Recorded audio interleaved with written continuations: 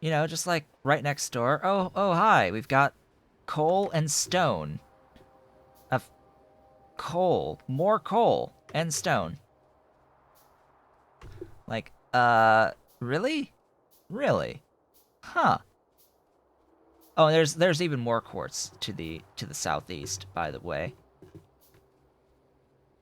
And titanium all around the place. Lots of titanium around here. Or no, tin. Excuse me, not titanium. Lots of tin. Actually, it's no. I guess it is titanium. So there's titanium and a tin over here. So yeah, it's nuts. Tar, not.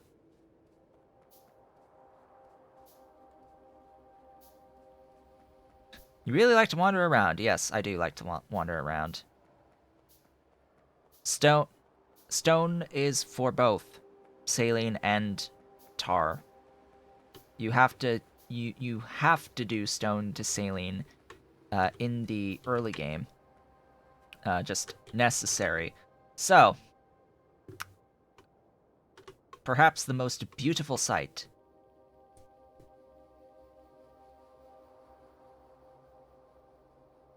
That's a 9.9 billion molly patch. GG! There's the molly. There's the molly.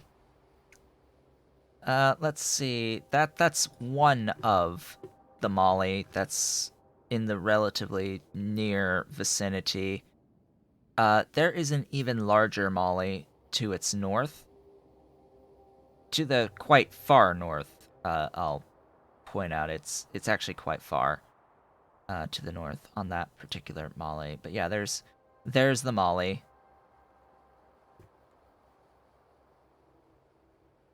That's the main molly, and then there's lots of stuff that's in this southeast region and stuff in the southwest region as well. This whole southern zone is like nuts.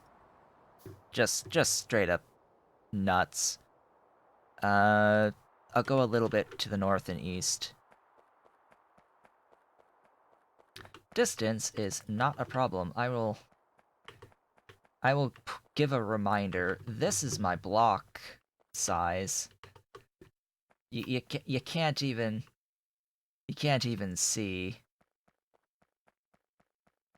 So basically this entire patch, I know it's like nighttime, middle of nighttime, but this entire patch is like in the interspace between the actual blocks.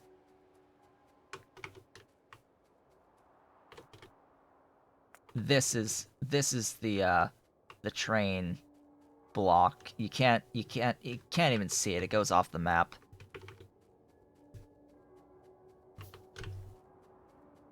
But yeah, as for a standard unit, 11,000 units of rails as like a standard unit block here without the stations. Yeah, I might need infinite zoom. Uh the actual like squared block is like 3.2k units of rails. This is probably going to change. I That's like a bit much. That's like a little bit much. So, lead?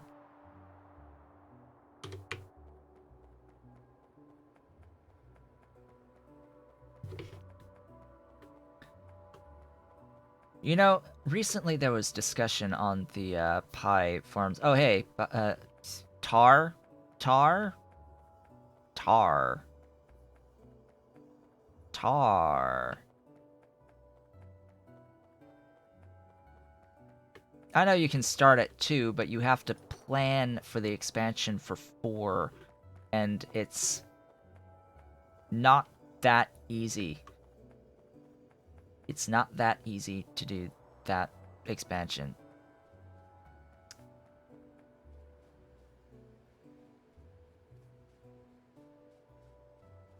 So, more coal, and a 4.3 billion molly.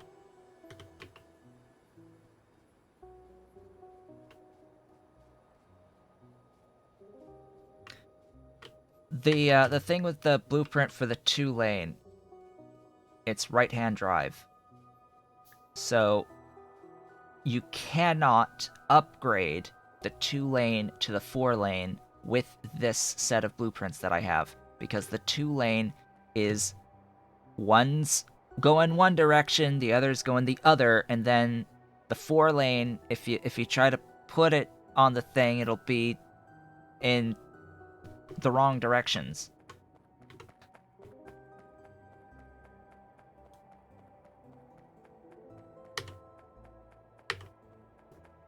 Mostly, I think.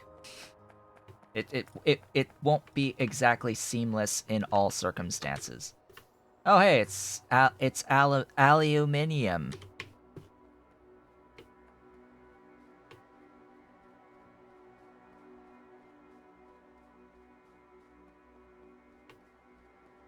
But yes, I understand that you put down the 2, and then that's your middle, quote unquote. That's your middle. Let's see. Would it seamlessly? It might seamlessly from 2 to 4 on the straight sections like that, but try to do the same thing on the intersections, and it won't exactly end well. So, okay, there's your 4-way 2-lane intersection, right? Does this seamlessly upgrade to the 4-way intersection?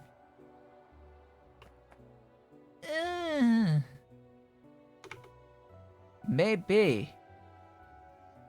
It does.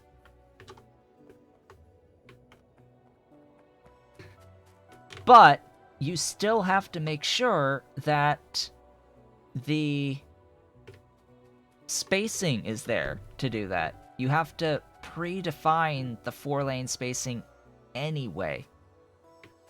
You have to predefine the 4-lane spacing. So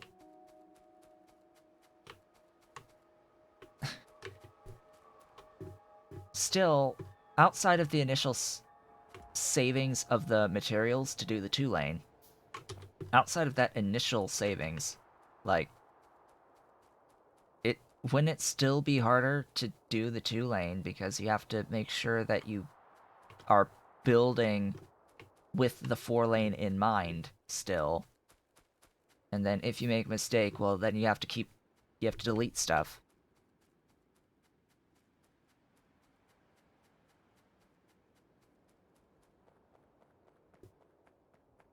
Yes, it has the rail requirement, but still. Look, I haven't even really decided if I'm going to even do, like, city block stuff with the rails. Or if I will just do, like, 1-lane double-headed or 2-sided trains.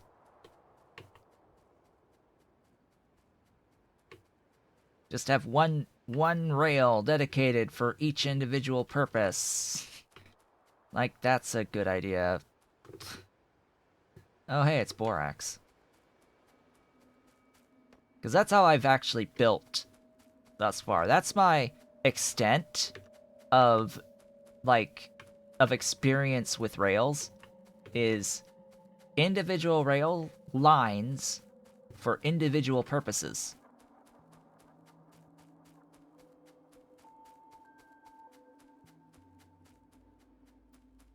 Like, the extent of my experience with rails, I streamed, and oh, hey, it's a 1 billion uranium node right there. My extent with rails was my angels playthrough that I streamed. Because, shocker, I streamed Angels first. When I was doing Factorio streaming, when I started streaming, I did an Angels playthrough, and then I started the Pyanodon's playthrough and sort of alternated between the two.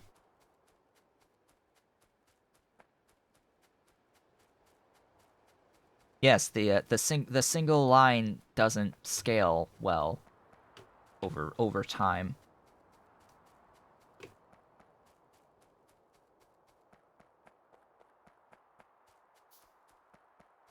But yeah, as for the solder, so making things more not great is that in Pyanodon's mods, you need 5 units of solder for 2 units of rail.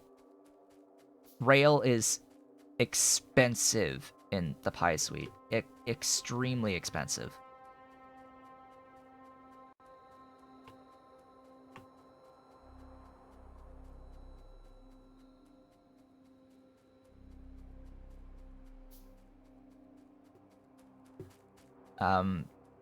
And the point I would make about solder, people really cast aside the silver recipes on the solder. I prefer the silver recipes on the solder. The 10 solder! Like, 10! On when you get to lead processing 3. 5 lead, a silver, 2 tin, and 50 tar. 10 solder! Now, I get it. Late game, you need a lot of silver.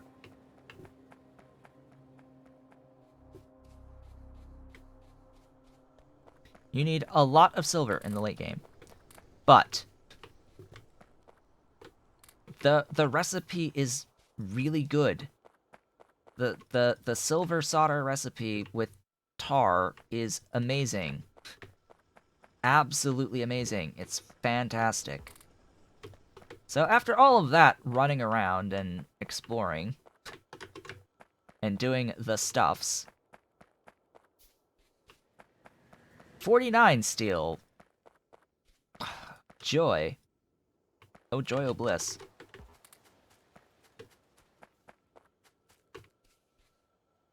Oh hey, you place the thing. Yay! 1 additional thingy. We'll have 2 more soon.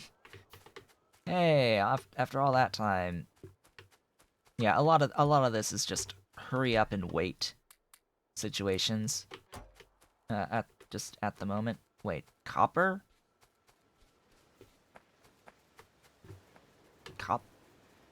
Copper? Okay. Sure, game. Which is what. So, you see the idea here. A lot of what I'm going. I might do stuff off stream, just for reference. I might do some stuff off stream to help kick this along. Keep it going. Give me more.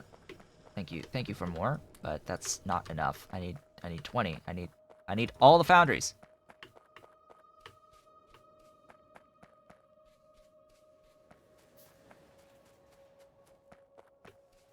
Yeah, the rail placing, that's the other issue, is that placement of rail takes forever.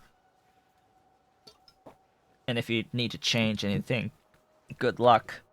Good luck if you need to change anything over time. Gosh, and if I'm gonna have to start with 2 rails, I'm gonna have to make my block blueprint again with 2 rails and indicators for safe build regions. Like, because if I'm going to start with the 2 rails, right? If I'm gonna start with the 2 rails, I'm gonna have to like rebuild these 2 blueprints with the 2 rails and mark off the edges where the 4s will be when upgrading.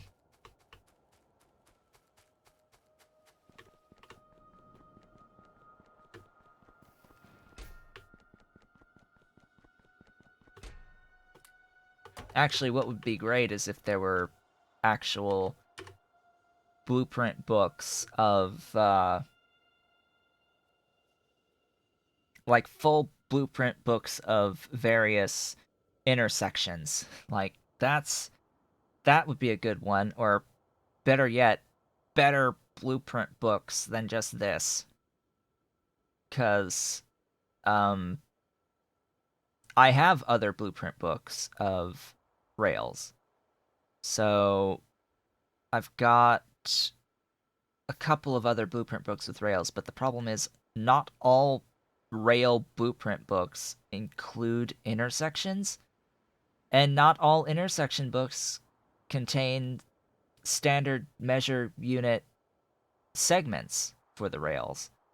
So it's like, okay. And then everyone builds with different spacings between their rails, which makes it even more problematic.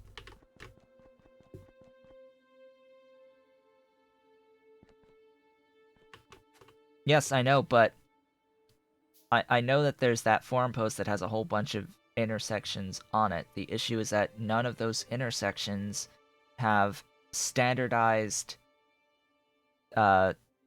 spacings for each segment, for each rail line between them. So if you're trying to do something blueprinted, you need to have something with a standard width, like standard gaps between the rails, and you have to make sure that you somewhere define what your standard width is. So whatever the width of your intersection is, you should have a whole bunch of other blueprints that have like the single length segments and the crossovers as well, and the what are they called? The entrances and exits to go into your stations and all of that, and they all need to be the exact same total width, so that you have these individual units that are the same width and have the exact same spacing between the rails. And that's why this the MRS set is useful, because these are standardized segments, both in horizontal, vertical, and diagonal, where each of the intersections matches, and each of the turns generally match. And you have the depot exits and entrances, you have the curves, the 45 degrees to transition into the diagonals, and you have the actual four-way. You have an actual four-way intersection here. Now, there are problems with this particular set of blueprints. There are some problems here, and I'll point them out as we go. But sometimes you'll get extra signals and extra little pieces of rail when trying to put straights off of this, and this generally works well, but there are some weaknesses to it.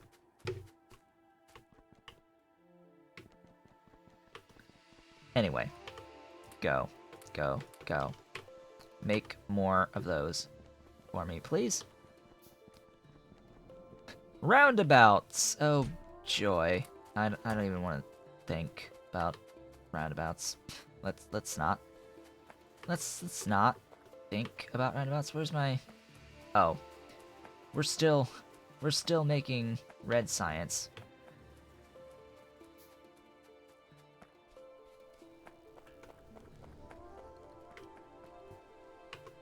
Red science, go, go, go. the whole of the... Oh, we're going. Mining Machines 1 is slowly but surely coming. Okay, let's see. Yeah, I think... So I think off-screen... I'm not going to... So, my usual spiel is that I don't do anything new that we haven't seen before off-screen. What I do is I scale what we have.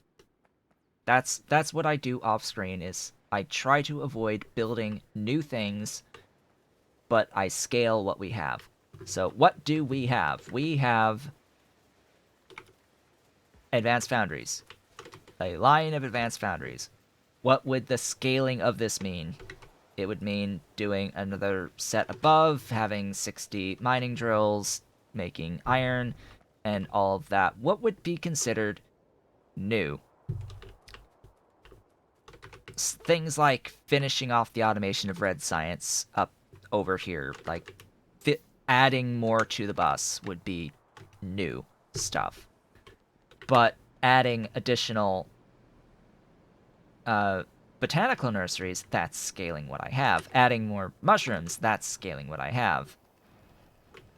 That's the idea of what I try to do and avoid. Now, question is, does adding advanced foundries of copper count as new or scaling? That's the determination. It's like, well, it's still hot air processing. It's still hot air processing. Scaling. We have a vote for scaling. So yeah, I would say that hot air processing, because I've shown it's identical no matter what we're doing. So it's the copper looks the same, the glass looks the same. It's a slightly different ratio, but the glass looks the same. The tin looks the same. What would be new is if I added lead. What would be new is if I added aluminium. What would be new is if I added borax or something. But I am mining copper, I am mining iron, I am mining tin, technically, I am mining glass. So...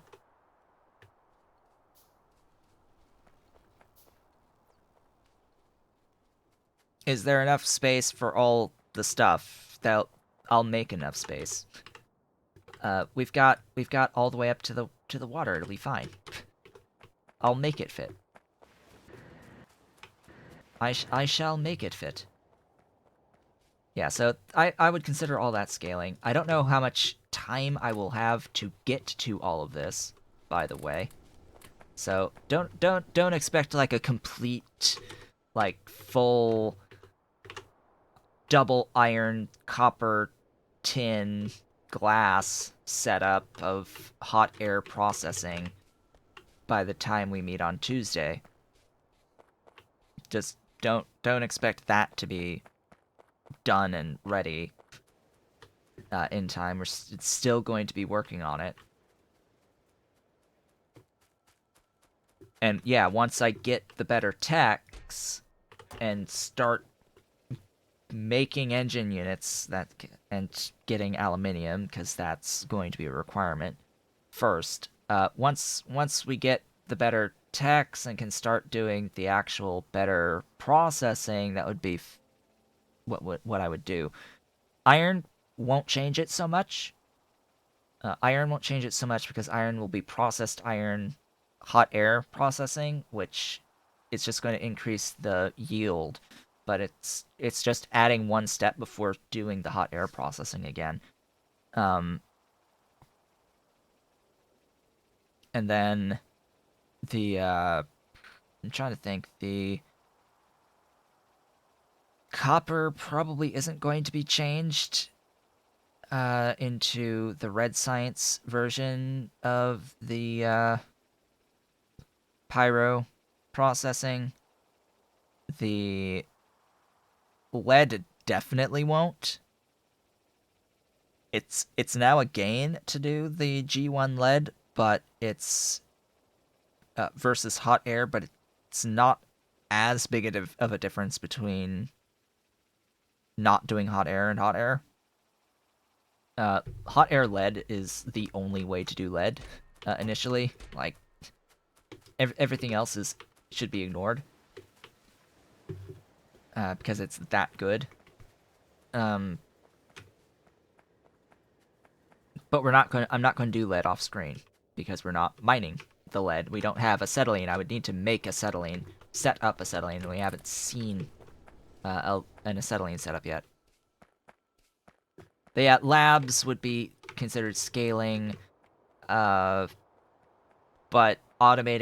actually automating red science is not exactly scaling. I guess. Do you want to consider? Do you want to consider that scaling? Moving all of that onto the main bus, getting this moved over to the main bus. I don't think so. I want to show that. I'd rather show that. And then of course power is considered scaling, and all of that good stuff.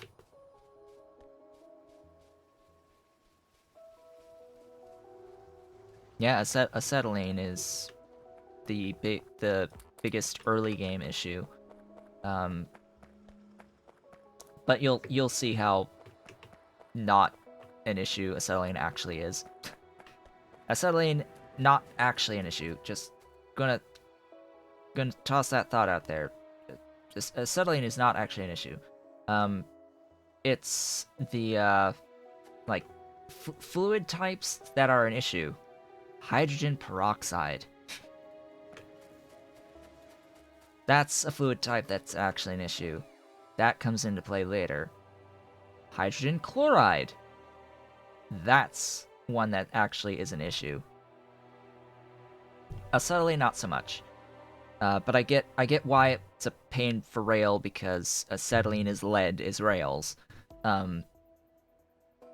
So yeah, that's going to be a thing. Probably, but yeah, it's not as bad as it at first appears because Coke is free.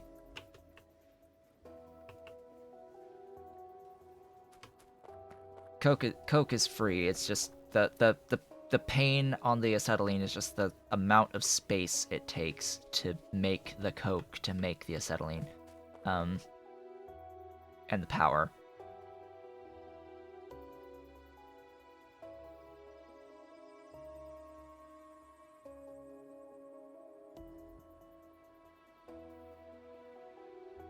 So, let's see. It is about that time, actually, to end off the stream, folks.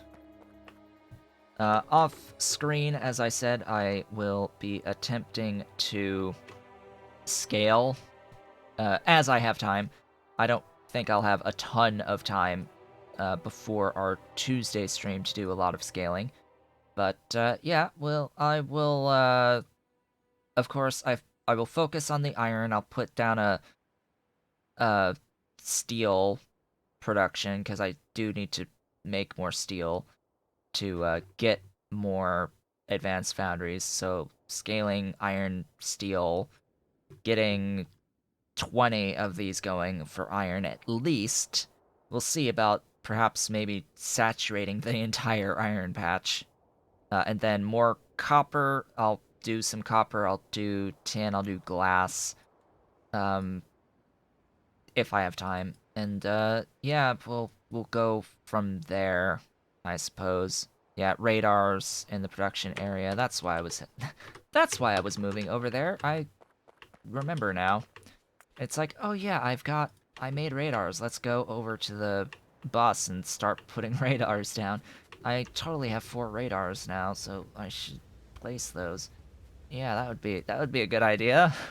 That would be a good idea. That I already have.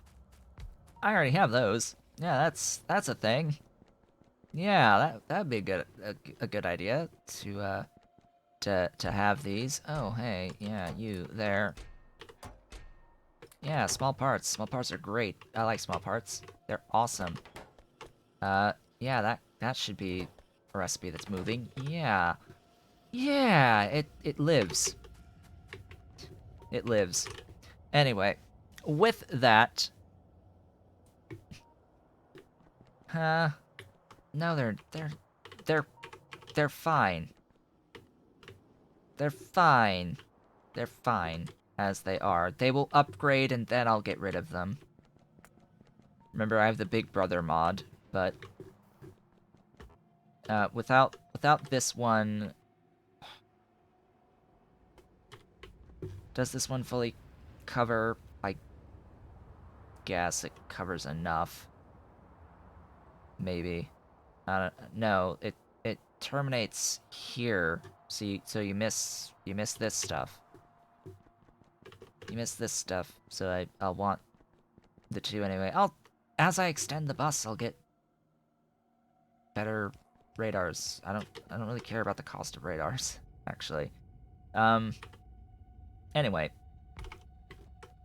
with that, I would like to thank you all for watching on this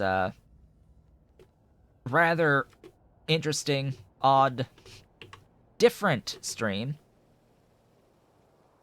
Yes, I know that the coverage is there when you hover on the minimap. I know it shows you. I don't care that there's overlap right now. Actually, I don't care in general that there's overlap, but yeah, it's I completely see the blue on the hover. I just don't care. Yeah, so what did we get done today? We got done the advanced foundries setup for the iron in particular. That's like the main thing. Sort of expanded the coal here, got our splitters put in, expanded the power a little bit, definitely expanded the mining of iron. Today ended up being a lot of iron expansion, and we started the main bus. Got some glorious mushrooms and automated wood going. That's a big, big important thing, is the automation of the wood. Got some automation, semi-automated production of the small parts, and have this put down for a bit later. And did some exploring, quote-unquote exploring, that I totally didn't know about beforehand of where the resources were. But yeah, found quartz, found a good source of copper near an iron and a stone, got more coal out here, got moly, got 2 moly, got tar, got lead, and aluminium. Like, the only thing not among all this stuff is chromium, in which chromium is actually way, way off down here somewhere. Found a uranium node with a gig, with a billion. Actually, pretty much every resource node. I think the resource nodes are capped at a billion.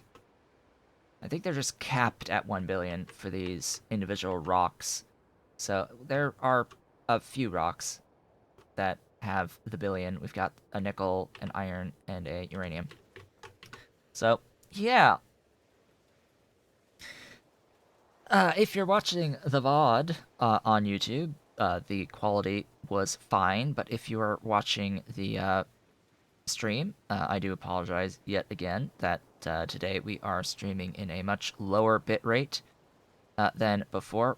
Will they ever run out at a billion? Technically, but effectively no. Effectively no. They won't.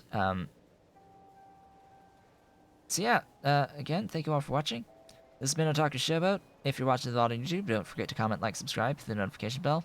If you're so inclined, head on over to twitch.tv/OtakuShowboat to leave a follow to be notified when I go live. Sundays, Tuesdays, and Thursdays from 10 a.m. to approximately 1 p.m. U.S. Eastern Time. You can do all of the social stuff through the links in the description below this video. You can support Pyanodon at patreon.com/Pyanodon. And myself at patreon.com/OtakuShowboat. Thank you so much for the follow. And yeah, today was terrible with the internet connection and the upload speed. So yeah, sorry about the bitrate quality and the dropped frames over the course of the day. I'm not in control of that. So I highly encourage you to please watch the VODs. They will be at a much higher video quality. So you'll actually be able to, I'm sure, follow along a lot better with that. And yeah, I will be back with more of this playthrough on Tuesday. I hope to see you all then.